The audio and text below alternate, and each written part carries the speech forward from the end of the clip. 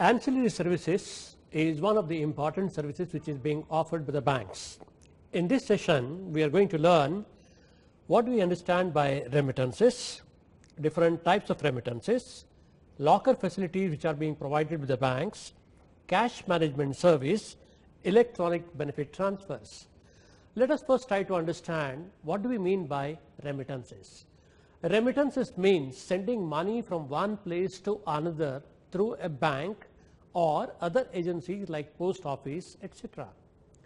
It's one of the most important functions provided to the bankers because of the large network of bank branches which are available. The different types of remittances or modes adopted for transfer of funds are many. Popular amongst them are 1. Demand draft, telegraphic transfers, payslips or pay orders, popularly known as banker check, remittances through SWIFT and email, national electronic fund transfers, real-time gross settlement, electronic clearing service, and immediate payment service. Let us now try to understand each one of them separately. A demand draft. What's a demand draft? It is an order to pay money drawn by one office of a bank upon another office of the same bank. This is very, very important. For a specified sum of money payable to order on demand. The demand draft is always drawn and payable to the payee or to the order thereof. It can never be drawn to bearer as it would contravene section 31 of the Reserve Bank of India Act 1934. The demand draft of the bank in bank is both a drawer and also a drawee. Especially in demand draft, one more important point which the student should note is the instructions for stop payment are not accepted unless it is given by a competent court. Telegraphic transfer is another mode of transferring the funds, and this is the quickest mode for remittance. The telegraphic transfer can be made by telegram, telex, fax using internet services and also SWIFT services. It should be ensured that the remitting branch has received the funds either by cash or by debit to the customer's account before effecting the transfers. It is also absolutely essential that telegraphic test key book through which the codes are worked out is always kept under dual control and secrecy is maintained. The next mode for transfer of funds is payslips or pay order. All local payments for various expenses and also for remittance received to the credit of non-customers are effected by issuing payslips. These are also called as pay orders. It is issued in lieu of draft for local payments. The payslip is valid for 3 months from the date of issue like the drafts, and it can be revalidated as in the case of demand draft. We just now saw the remittance can be effected through SWIFT. What is this SWIFT? SWIFT stands for Society for Worldwide Interbank Financial Telecommunication. It is mainly used in transfer of funds involving foreign currency. As in the case of telegraphic transfer, the procedure for SWIFT and email is the same, that is incorporating a test number and abbreviated message. In this case, the receiving branch must have SWIFT/email facility. NEFT is again a very popular method through which the funds are being transferred. It's a nationwide system that facilitates transfer of funds electronically from any bank branch to any individual, firm or corporate having an account with any other bank branch in the country. There is no limit, either minimum or maximum, on the amount of funds that could be transferred using NEFT. However, the maximum amount per transaction is limited to 50,000 for cash-based remittances and remittances to Nepal. NEFT operates in hourly batches. There are 12 settlements from 8 a.m. to 7 p.m. on weekdays, that is Mondays through Fridays. The next important system through which funds are being transferred, and particularly for large value transaction, is called as RTGS. The acronym RTGS stands for real-time gross settlement. What is meant by real-time? Real-time means the instructions for processing are given effect at the time they are received rather than at some later time. Gross settlement means the settlement of funds transfer instructions occurs individually on an instruction by instruction basis instead of bunching of transactions. The RTGS system is primarily meant for large value transactions, and the minimum amount to be remitted through RTGS is rupees 2 lakhs. There is no upper ceiling for RTGS transactions. Time taken for effecting the funds through RTGS. Under the normal circumstances, the beneficiary branches receive the funds in real time as soon as the funds are transferred by a remitting bank. The beneficiary bank has to credit the beneficiary's account within 2 hours of receiving the funds transfer message. Information required for transferring the funds under the RTGS system are: 1. Amount to be remitted; 2. Remitting customer's account number which is to be debited; name of the beneficiary of bank as well as the branch; name of the beneficiary customer; account number of the beneficiary customer; sender to receiver information if any; and most importantly, the IFSC number of the receiving branch. Once these instructions are given, the RTGS instructions are fulfilled by the bank branch. One more mode which is very, very popular among the bankers and the customers is electronic clearing service. ECS is an electronic mode of payment / receipt for transactions that are repetitive and periodic in nature. ECS is used by institutions for making bulk payments of amounts towards distribution of dividend, interest, salary, pension, etc., or for bulk collection of amounts towards, say, telephone, electricity, water dues, tax collections, loan installments, repayments, periodic investments in mutual funds, insurance premium, etc. ECS facilitates bulk transfer of monies from one bank account to many bank accounts or vice versa. ECS is of 2 types. One is called as ECS credit, the other is called as ECS debit. ECS credit is used by institution for affording credit to large number of beneficiaries. For example, salary payment to the employees, bonus payment to the employees, and dividend to the investors, etc. ECS debit is used by an institution for raising debits to a large number of accounts. For instance, consumers of utility services, say electricity payment of bill is to be made, they will debit the account of the consumers who have given debit instructions. Borrowers, that is EMI payments, investors in mutual funds under the SIP scheme. The next one, which is again an important one, is called as immediate payment service. This service has been introduced very recently. Under this system, one can transfer funds to an account of the beneficiary with a participating bank based on beneficiary's mobile number and mobile money identifier. All domestic bank account holders who have registered mobile numbers can send and receive money using IMPS. A remitter has to register for mobile banking service with bank and get a mobile money identifier and MPIN from the bank. To avail this service, beneficiary has to link his or her mobile number to the account in the respective bank. Having seen the remittances facilities, now let us have a look at the other services which are being provided by the banks. Banks also provide services for keeping safe the jewelry and other items which people would like to keep it safely. The bank provides safe deposit locker facilities. Safe deposit locker facility is one of the ancillary services extended by the bank. The relationship between the banker and the customer of a locker is that of a lessor and lessee.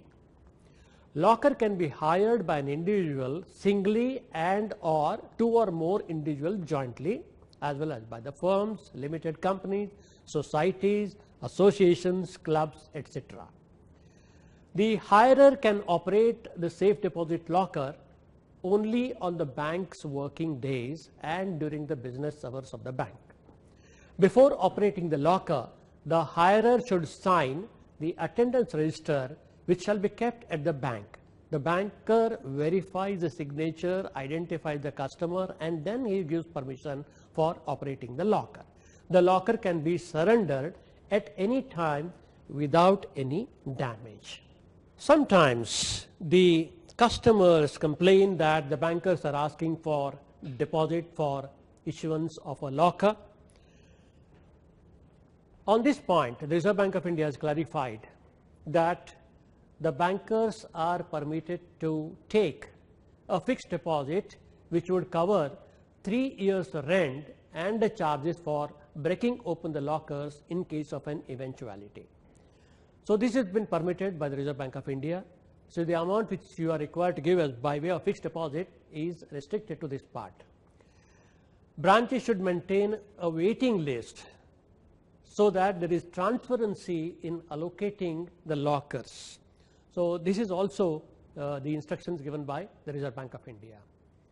Now, to enable certain authorities to identify the key is of which locker and of which bank, instructions have been given to the branches that they will have to ensure the identification code of the bank and branch, and it is embossed on all the keys of the lockers.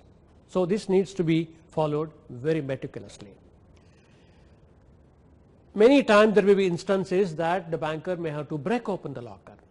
The instances for breaking open the locker can be at the request of the hirers or by the bank itself in case there is a default in payment of prescribed charges or for any other reason. Breaking open charges shall be recoverable from the hirers. Bank shall engage the suppliers of the locker unit to break open the lockers.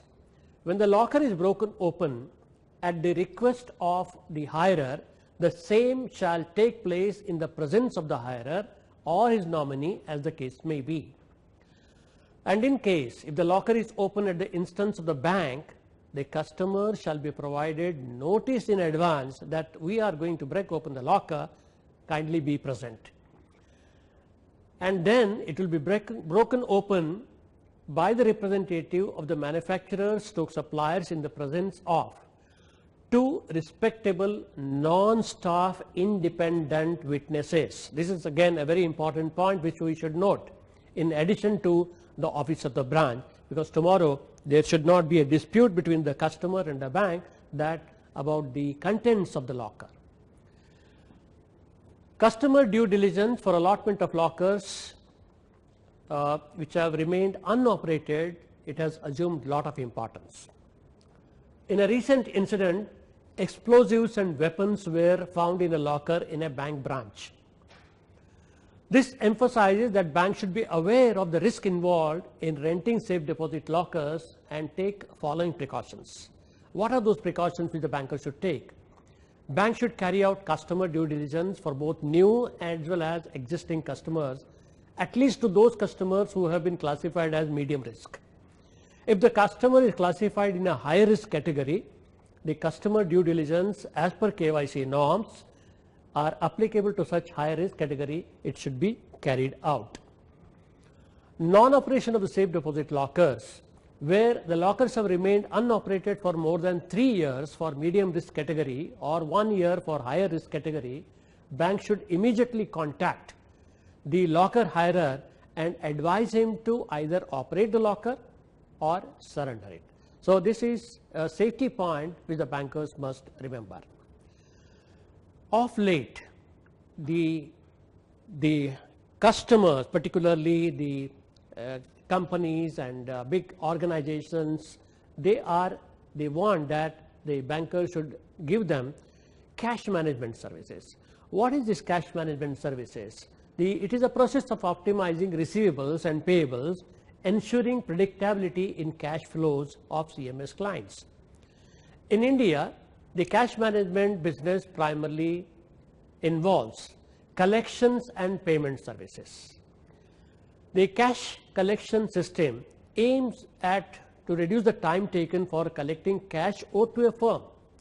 The firm may be having offices at different centers in India, and they may be collecting, or they are required to make payments at different centers. So to facilitate this, the banks are offering cash management services. The rationale for such a move is to have complete control of cash from the firm's point of view, so that they can utilize the cash available in a proper way.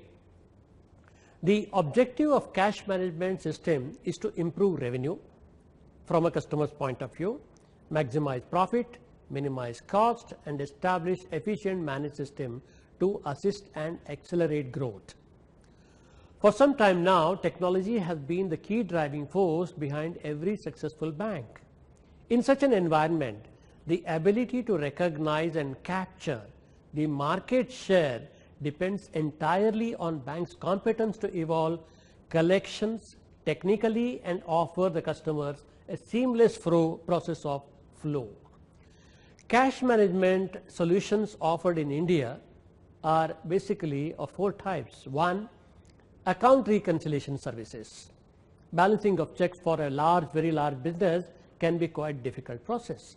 Banks have developed a system to overcome this issue. Balance reporting service, this is the second one.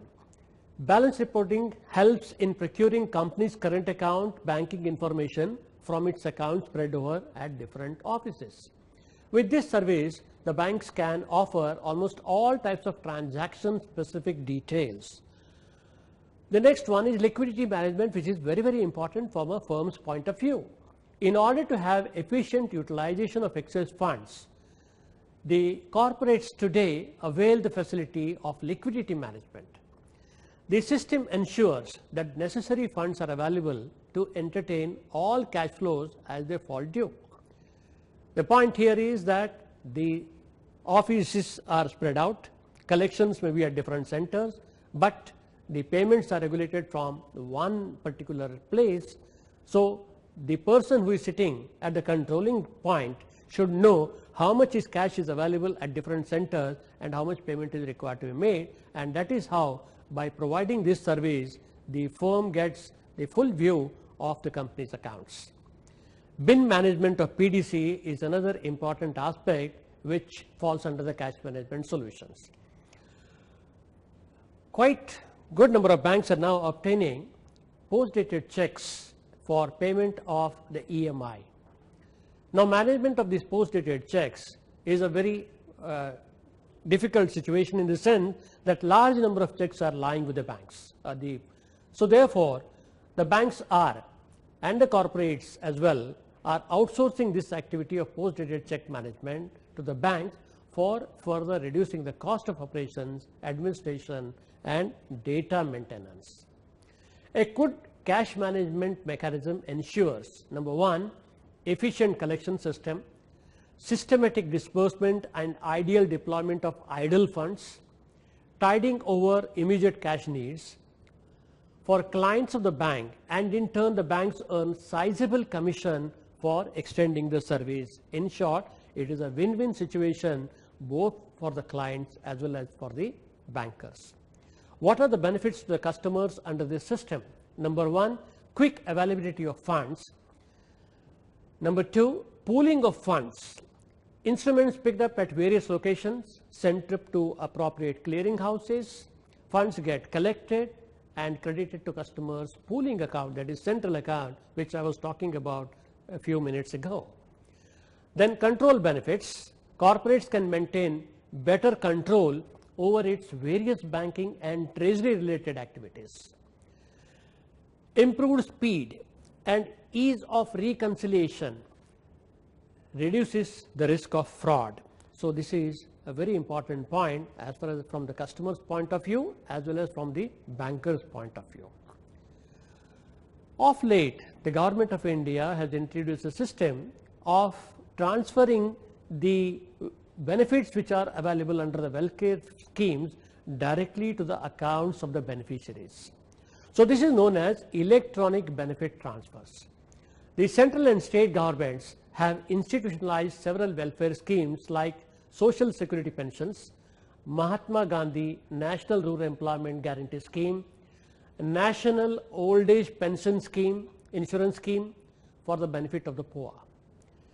Now the success of any welfare scheme depends on timely disbursal of the benefits without any leakages. That means amount should go directly to the credit of the beneficiary.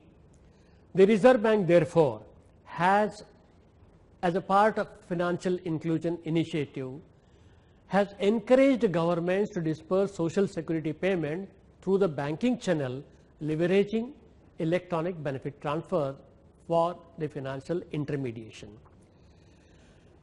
EBT is one of the products offered under financial inclusion, which facilitates payments to reach the intended beneficiaries through the bank accounts. The scheme has been implemented with effect from 1st January 2013 in a phased manner in 43 identified districts across the country, and most important is that the system so far followed is called as one district, one bank model. Under the one district, one bank model, the leader bank is expected to extend all types of banking services to the residents of that particular area.